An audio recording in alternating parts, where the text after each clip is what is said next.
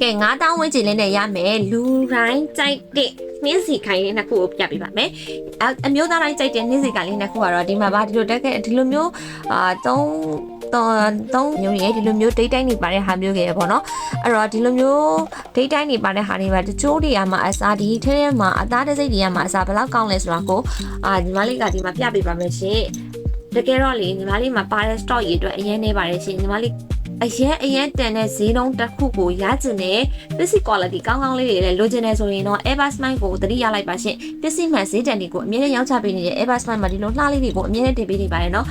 ဒီအတွက် stock limit ရှိတာဖြစ်တဲ့အတွက်ကြောင့်အမြဲဆုံးဝယ်ယူဖို့လည်းဖိတ်ခေါ်ပါတယ်ဝယ်ယူရဲဆိုတာတက်ကိုဒီညီမလေးကအကိုတို့ကိုလုံးဝ luxury စစံလေးကိုဝတ်စေချင်တာပါဘာဖြစ်လို့လဲဆိုတော့အခုခေတ်မှာနိုင်တလုံးကိုမပေးရဘူးဆိုတိတ်ချီပေးနေရတဲ့အထက်မှာဒီလိုမျိုးလေးကိုပတ်သွားမယ်ဆိုလူကြားထဲမှာဘလောက်ထိကိုလုံးဝလူတွေရဲ့စိတ်ထဲမှာဒီဟာက luxury ဆန်ပြီးတော့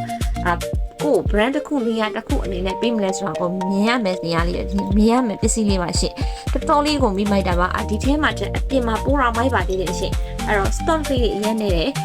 ပါတာလေးတွေကိုညီမလေးကဆိုင်မှာလည်းရောင်းအောင်မှာဖြစ်တဲ့အတွက်ကြောင့်အကိုတို့မတို့အရင်ရွေးဖို့လိုချင်ရွေးစရာများချင်တယ်ဆိုလို့ရှိရင်တော့အများဆုံးဆိုင်လာမှစိတ်ချမယ်နော်ကျေးဇူးတင်ပါတယ်လိုချင်တယ်ဆိုရင်ကိုစစ်စစ်ပေါ် screenshot ရိုက်ပြီးတော့ messenger ကိုတွားလိုက်ပါရှင့်ကျေးဇူးတင်ပါတယ် Eversmile မရီကောပါရှင့်